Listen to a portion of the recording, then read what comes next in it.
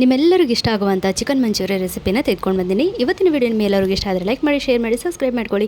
ಫಸ್ಟಿಗೆ chicken boneless ಅಂದರೆ ಖಾಲಿ ಬೋನ್ಲೆಸ್ಸನ್ನು ಒಂದು ಪಾತ್ರೆಗೆ ಸಣ್ಣ ಸಣ್ಣದಾಗಿ ಕಟ್ ಮಾಡಿ ಹಾಕ್ಕೊಳ್ಳಿ.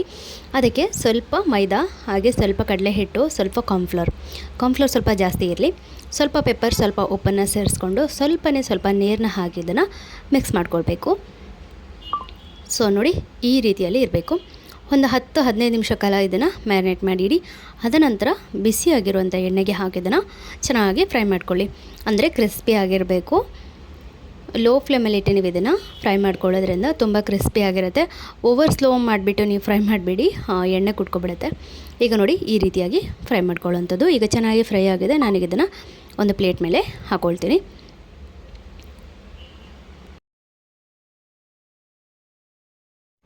ಇದನ್ನು ನೀವು ಎರಡೆರಡು ಸರಿ ಫ್ರೈ ಮಾಡ್ಕೊಳ್ಳೋದ್ರಿಂದ ಮತ್ತೆ ಕ್ರಿಸ್ಪಿಯಾಗಿ ಬರುತ್ತೆ. ಸೊ ನಾನು ಇಲ್ಲಿ ಒಂದೇ ಸರಿ ಫ್ರೈ ಮಾಡ್ಕೊಂಡಿದ್ದೀನಿ. ಇಲ್ಲಿ ಎಣ್ಣೆ ಹಾಕ್ಕೊಂಡಿದ್ದೀನಿ. ಹಾಗೆ ಅದಕ್ಕೆ ಸ್ವಲ್ಪ ಕಾಯಿ ಮೆಣಸು, ಹಾಗೆ ಎಲ್ಲ ಥರದ ಸಾಸ್ ಅಂದರೆ tomato sauce, chilli sauce, soya sauce ಎಲ್ಲ ಮಿಕ್ಸ್ ಮಾಡ್ಕೊಂಡಿದ್ದೀನಿ. ಅದನ್ನು ಇದಕ್ಕೆ ಸೇರಿಸ್ಕೊಳ್ತಾ ಇದ್ದೀನಿ. ಬೆಳ್ಳುಳ್ಳಿ ಹಾಕ್ಕೊಳ್ಳಿ. ಚೈನೀಸಲ್ಲಿ ಹೆಚ್ಚಾಗಿ ಬೆಳ್ಳುಳ್ಳಿ ಹಾಕ್ತಾರೆ.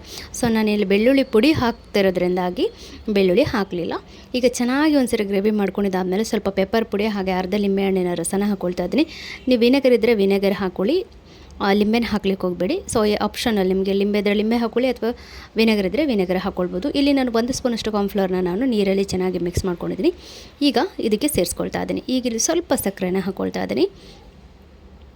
ಹಾಗೆ ನಾನು ಏನೇನು ಹಾಕಿದೆ ಅಂತ ಹೇಳಿದ್ನಲ್ವ, chilli sauce, red chilli sauce, ಹಾಗೆಯೇ ಟೊಮೆಟೊ ಸಾಸ್, ಸೋಯಾ ಸಾಸ್, ಸ್ವಲ್ಪ ಮ್ಯಾಗಿ ಮಸಾಲ ಸೇರಿಸ್ಕೊಂಡಿದ್ದೀನಿ. ಈಗ ನೋಡಿ, ಈ ರೀತಿ ಆಗಿದೆ ಗ್ರೇವಿ. ಸ್ವಲ್ಪ ನೀರಿನಲ್ಲಿ ಇರಲಿ, ಯಾಕೆಂದರೆ ನಾವಿಲ್ಲಿ ಫ್ರೈ ಮಾಡ್ಕೊಂಡಿರೋವಂಥದ್ದು ಹೀರ್ಕೊಳ್ಳುವಾಗ ತುಂಬಾ ಡ್ರೈ ಆಗಿಬಿಡುತ್ತೆ. ಸ್ವಲ್ಪ ನೀರಿನಲ್ಲಿ ಇರಲಿ. ಇವಾಗ ನಿಮಗೆ ನಾವು already chilli sauce, tomato sauce ಎಲ್ಲ ಹಾಕಿ ಪೆಪ್ಪರ್ ಎಲ್ಲ ಹಾಕಿರ್ತೀವಿ. ಖಾರ ಇರುತ್ತೆ. ಇಲ್ಲ ನಿಮಗಿನ್ನೂ ಸ್ವಲ್ಪ ಖಾರ ಬೇಕು ಅನ್ನೋದಾದರೆ ನೀವು ಈ ಟೈಮ್ನಲ್ಲಿ ಇದಕ್ಕೆ ಸ್ವಲ್ಪ ಖಾರದ ಪುಡಿ ಎಲ್ಲ ಸೇರಿಸ್ಕೊಳ್ಬೋದು. ಇಲ್ಲಿ ನಾನು ಎಳ್ಳನ್ನು ಬಿಸಿ ಮಾಡಿ ಹಾಕ್ಕೊಂಡಿದ್ದೀನಿ. ಎಳ್ಳನ್ನು ಬಿಸಿ ಮಾಡಿ ಹಾಕೋದ್ರಿಂದ ಅದರ ಟೇಸ್ಟ್ ಚೆನ್ನಾಗಿರುತ್ತೆ. ಫಟಾಫಟ್ ಅಂತ ಸ್ವಲ್ಪ ಹುರಿದು ಹಾಕೊಳ್ಳೋವಂಥದ್ದು.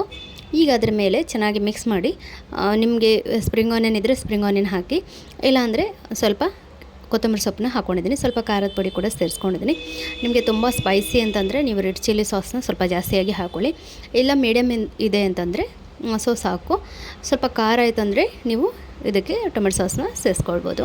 ಸೊ ಈಗೆಲ್ಲ ಹಾಕಿ ಒಂದು ಚೆನ್ನಾಗಿ ಮಿಕ್ಸ್ ಮಾಡ್ಕೊಂಡಿದ್ದಾದಮೇಲೆ ನೋಡಿ ಹೇಗೆ ಕಾಣಿಸ್ತಾ ಇದೆ. ಇಷ್ಟ ಚಿಕನ್ ಮಂಚೂರಿ ನೋಡ್ತಾನೆ ಹಾಗೇ ಹೋಯಿತು. ಹೇಗೆ ಅನ್ನಿಸ್ತು? ಇಷ್ಟ ಆಯ್ತಾ? ಈ ಮಳೆಗಾಲದಲ್ಲಿ ಖಾರವಾಗಿ ಸ್ವಲ್ಪ ಸ್ವೀಟಾಗಿ ತಿನ್ನೋದಕ್ಕೆ ತುಂಬಾ ಟೇಸ್ಟ್ ಇರ್ತದೆ. ವಿಡಿಯೋ ಇಷ್ಟವಾದಲ್ಲಿ ಲೈಕ್ ಮಾಡಿ, ಶೇರ್ ಮಾಡಿ, ಸಬ್ಸ್ಕ್ರೈಬ್ ಮಾಡ್ಕೊಳ್ಳಿ. ಹಾಗೆ ನಿಮ್ಮ ಅನಿಸಿಕೆಗಳನ್ನು ಕಮೆಂಟ್ ಮೂಲಕ ತಿಳಿಸೋದನ್ನು ಮರೆಯಲೇಬೇಡಿ. ಇವತ್ತಿನ ವಿಡಿಯೋದಲ್ಲಿ ನಾನು ನಿಮಗೆ ತುಂಬ ಸಿಂಪಲ್ಲಾಗಿ ತರಕಾರಿ ಉಪಯೋಗಿಸಿ ಶಾವಿಗೆ ಬಾತ್ ಯಾವ ರೀತಿ ಮಾಡೋದಂತ ತೋರಿಸ್ಕೊಡ್ತಾ ಇದ್ದೀನಿ. ವಿಡಿಯೋ ಇಷ್ಟವಾದಲ್ಲಿ ಲೈಕ್ ಮಾಡಿ, ಶೇರ್ ಮಾಡಿ, ಸಬ್ಸ್ಕ್ರೈಬ್ ಮಾಡ್ಕೊಳ್ಳಿ. ಫಸ್ಟಿಗೆ ನಾನು ಪಾತ್ರೆನ ಬಿಸಿಗೆ ಇಟ್ಕೊಂಡಿದ್ದೀನಿ. ಅದಕ್ಕೆ 1.5 ಕಪ್ ಅಷ್ಟು ನಾನು ಶಾವಿಗೆನ ಹಾಕ್ಕೊಂಡು ಚೆನ್ನಾಗಿ ಹುರ್ಕೊಳ್ತಾ ಇದ್ದೀನಿ. ಇದಕ್ಕೆ ಯಾವುದೇ ರೀತಿ ಎಣ್ಣೆ ತುಪ್ಪ ಏನೂ ಹಾಕ್ಕೊಂಡಿಲ್ಲ, ಡ್ರೈ ಆಗಿ ಹುರ್ಕೊಂಡಿದ್ದೀನಿ. ನೋಡ್ತಾ ಇದ್ರಲ್ಲ ಕಲರ್ ಎಷ್ಟು ಚೆನ್ನಾಗಿ ಚೇಂಜ್ ಆಗಿದೆ ಅಂತ. ಈಗ ಅದನ್ನೊಂದು ಪಾತ್ರೆಗೆ ತೆಗೆದಿಟ್ಕೊಳ್ಳಿ, ಒಂದು ಪ್ಲೇಟಿಗೆ.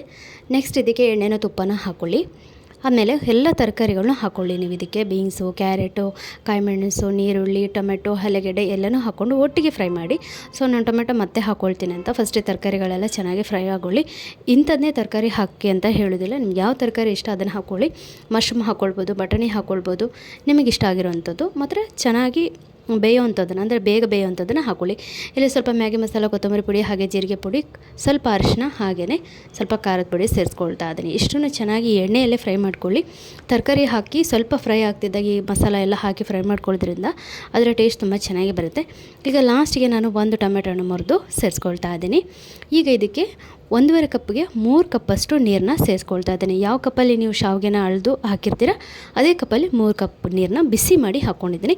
ಬಿಸಿ ಮಾಡಿ ಯಾಕಪ್ಪ ಹಾಕೋದಂದರೆ ಬೇಗನೆ ಕುದಿಯುತ್ತೆ, ಬೇಗ ಆಗುತ್ತೆ ಅನ್ನೋಕ್ಕೋಸ್ಕರ ಅಷ್ಟೇ. ಈಗ ನೀರು ಕುದಿ ಬರ್ತಿರುವಾಗಲೇ ಈ ಶಾವಿಗೆನ ಸ್ವಲ್ಪನೇ ಹಾಕ್ಕೊಂಡು ಮಿಕ್ಸ್ ಮಾಡ್ಕೊಳ್ಳಿ.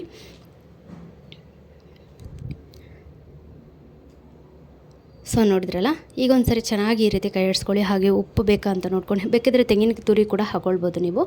ಸೊ ನಾವಿಲ್ಲಿ ಮಸಾಲೆ ಎಲ್ಲ ಹಾಕಿ ತರಕಾರಿ ಎಲ್ಲ ಹಾಕಿರೋದ್ರಿಂದ ತೆಂಗಿನ ತುರಿ ಅಷ್ಟು ಬೇಕಂತ ಅನಿಸೋದಿಲ್ಲ. ಈಗ ಒಂದು ಸರಿ, ಈಗ ಒಂದು ಕುದಿ ಬಂದಮೇಲೆ ಫುಲ್ಲು ಲೋ ಫ್ಲೇಮ್ ಮಾಡಿ ನೀವು ಇದನ್ನು ಬೇಯಿಸ್ಕೊಳ್ಬೇಕಾಗತ್ತೆ. ಈಗ ಇನ್ನೂ ಸ್ವಲ್ಪ ನೀರಿದೆ, ಮತ್ತೆ ಮುಚ್ಚಿ ಬೇಯಿಸ್ಕೊಳ್ಬೇಕು. ಈಗ ಇನ್ನೂ ಸ್ವಲ್ಪ ಬೇಯಬೇಕು. ನೋಡ್ತಾ ಇದ್ರಲ್ಲ,